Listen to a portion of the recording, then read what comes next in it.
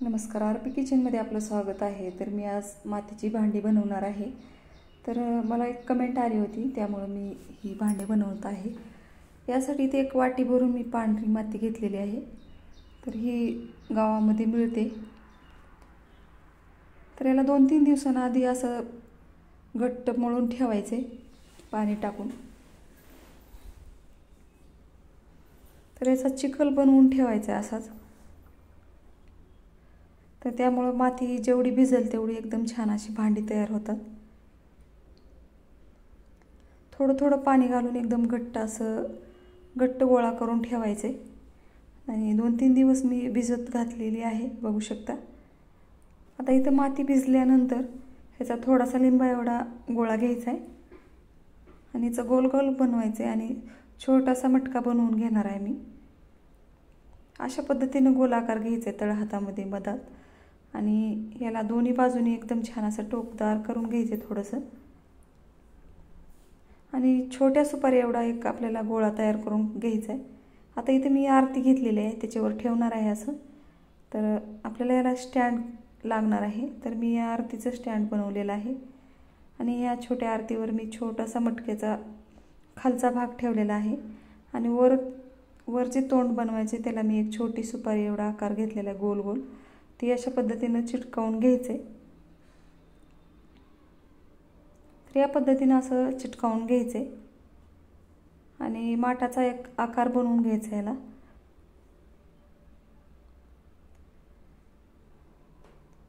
आता तुम्हाला हे पूर्ण असं बंद दिसेल, पण सकाळी किंवा 1-12 तासांनी ह्याला मधला भाग असा टोकरून घ्यायचा आहे आणि माठाचा आकार द्यायचा आहे. तोपर्यंत असंच ठेवायचे.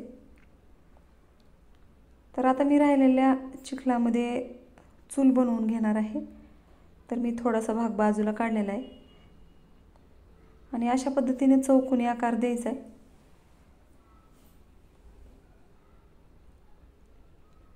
जास्त लंबट बी करायचं नाही, मध्यम आकारामध्ये एकदम छान असं चौकोनी आकार द्यायचा आहे. त्यामुळं चूल पण छान बनते आणि चुलीला एक सवनं पण बनवायचे. आता हे दोन्ही पण मी 12 तासासाठी ठेवणार आहे. तर ही पूर्ण आकसून जाते ह्याच्यातलं पाणीही. तर रात्रभर असंच ठेवायचे. आता मी तुम्हाला सकाळी दाखवत आहे. तर एकदम असं गच्च झालेलं आहे. तर सुरुवातीला मी तुम्हाला माठाचा आकार बनवून दाखवणार आहे. तर एक लाचकन घेतलेला आहे. तर ही कानटो करण्यासाठी वापरतात. तर या पद्धतीनं अशा पद्धतीने ह्याच्यातला माती काढून टाकायची. असं टोकरून मधला भाग तेवढा काढून टाकायचा आणि याचा माठ तयार करून घ्यायचा आहे. तर एकदम आकर्षक असा माठ तयार होतोय.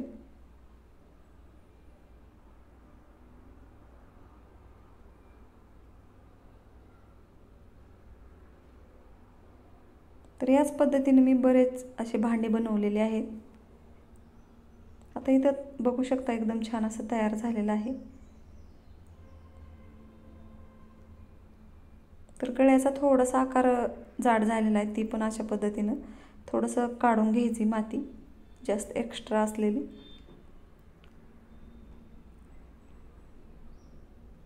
आता ही मधला भाग काढून झालेला आहे. थोडासा पाण्याचा हात लावून थोडंसं साफ करून घ्यायचं याला.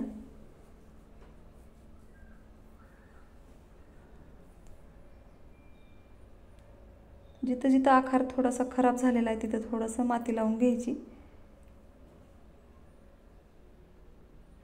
आता इथं दुसरा पण माठ आहे, ती पण अशा पद्धतीनं टोकरून घ्यायचं आहे मधला भाग.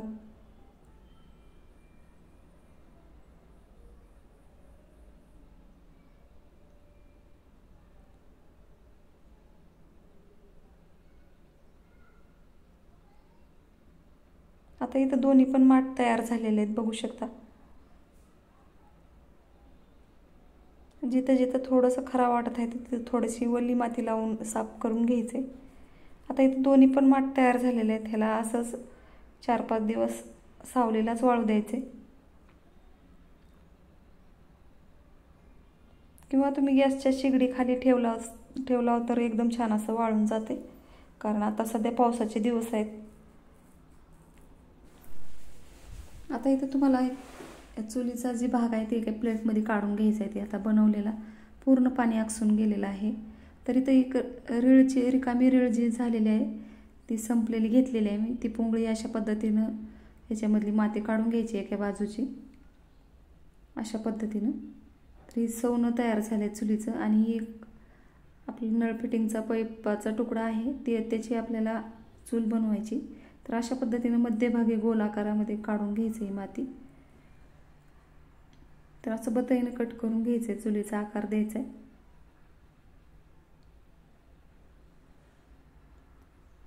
तर आता ही सर्व माती हळूहळू काढून टाकायची बाजूला. थोडंसं ओलसरपणा आहे त्यामुळं लवकर असं निघत नाही जास्तच, तर थोडं थोडं करत काढून घ्यायचे.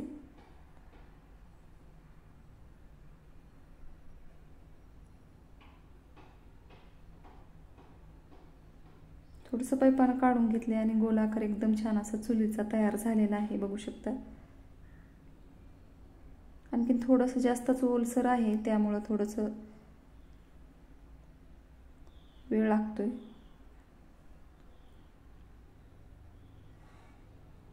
तर थोडासा पुढचा भाग जी मिळत आहे ती थोडा बत्ताईनं कट करून घ्यायचा आहे.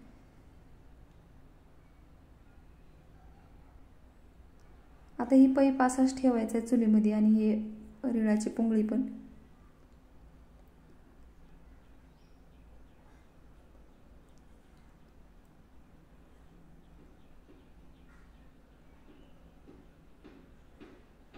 आता ही अशीच ठेवून द्यायचे. थोडंसं मध्यभागी वेज पाडायचं राहिलं होतं खालच्या बाजूला, ते पण कट करून घ्यायचं आणि सवनेचा आकार द्यायचा आहे.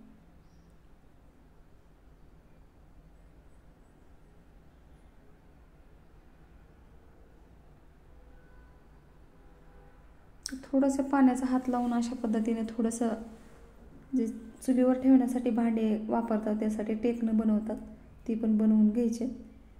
आणि सवण्याला पण अशा पद्धतीने बनवून घ्यायचं. ओला आहे तोपर्यंतच एकदम छान असं चिटकलं जाते.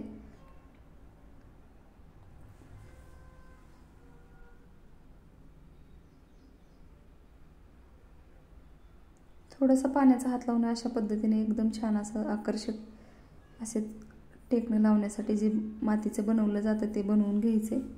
आता इथं पैप आणि ही रिळची जी पोंगळी आहे ती अशा पद्धतीने लावून घ्यायची आणि चारही बाजूला अशा पद्धतीने छोट्या छोट्या फरशा लावून घेणार आहे मी.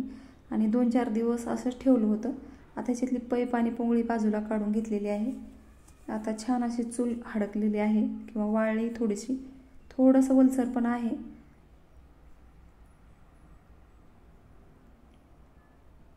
आता मी इथं खाण्याचं तेल घेतलेलं आहे आणि चुलीला लावून घ्यायचे आणि असं चमच्यानं एकदम मुलायम करून घ्यायचे चूल. तर एकदम छान असे सॉफ्ट होते.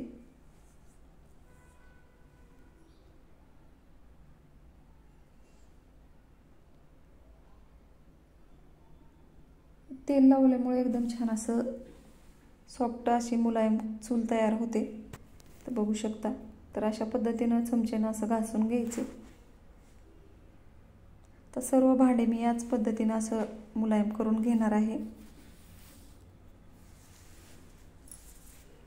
आणि थोडंसं तेल आता कापसाने पुसून घ्यायचं.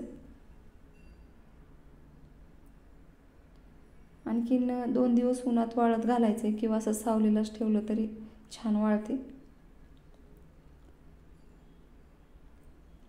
आता मी जी माठ बनवले ती पण त्याला पण मी तेल लावून घेणार आहे आणि एकदम छान असं चमच्यानं मुलायम करून घ्यायचे.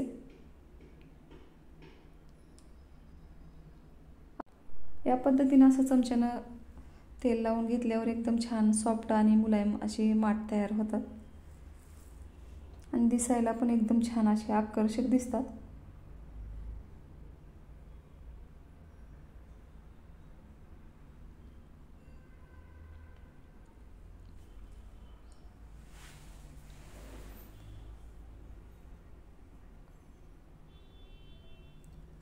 तर एकदम छान असा माठ बघू शकता एकदम मुलायम झालेला आहे.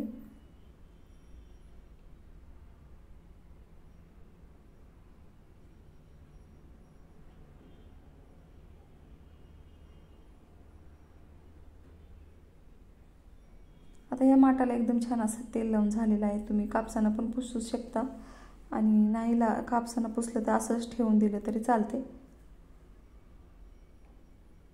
ते बघू शकता एकदम छान आणि सॉफ्ट असे झालेले आहे. आता हे दोन्ही पण माठ अशा पद्धतीनं मी छान तेल लावून घेतलेले आहेत. तर बघू शकता. आता याला 2 ते 3 दिवस एकदम छान असं वाळवून घ्यायचे. जोपर्यंत ही माठ आणि चूल पांढरी पडत नाही तोपर्यंत ह्याला वाळून घालायचे किंवा गॅसच्या शेगडीखाली प्लेटमध्ये ठेवून द्यायचे. तर बघू शकता इथं आता एकदम छान असं वाळलेलं आहे. आता याला कलर द्यायचा आहे.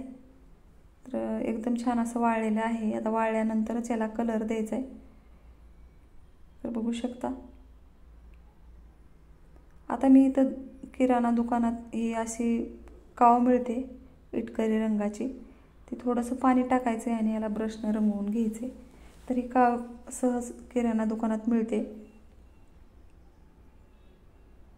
किंवा रंग इटकरी कलर असला तरी चालतो, असं द्यायचं. तर सुरुवातीला मी चुलीला कलर देत आहे.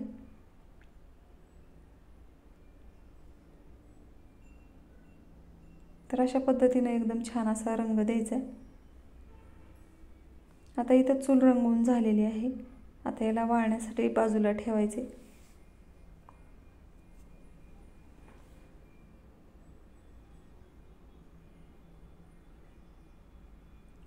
आता मी माठ पण रंगवून घेणार आहे इटकरी रंगानेच. तर अशा पद्धतीने एकदम छान असा कलर द्यायचा आहे.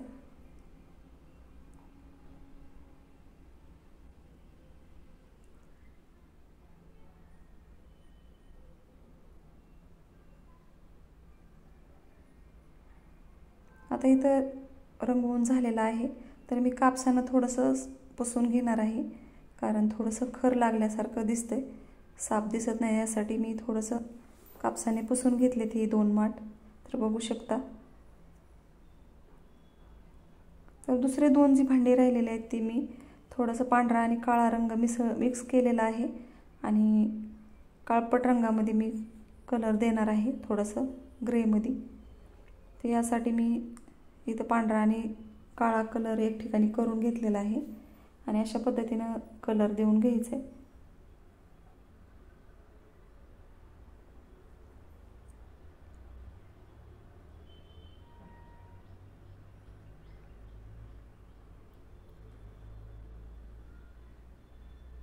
तर मला हे कमेंट आल्यामुळं मी ही खेळणी बनवलेली आहेत. तर मला 1-2 कमेंट आलेल्या होत्या खेळणी बनवा म्हणून. तर तुम्ही दिवाळीच्या सुट्ट्यात किंवा उन्हाळ्याच्या सुट्ट्यात मुलांसाठी अशा पद्धतीनं खेळणी बनवू शकता. तर एकदम छान आकर्षक अशी खेळणी दिसते.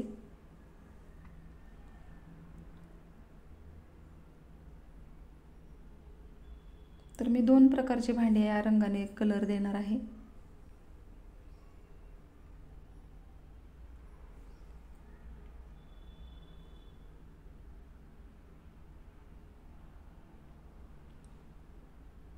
आता कलर दिल्यावर 1 ते 2 दिवस याला वाळू द्यायचे.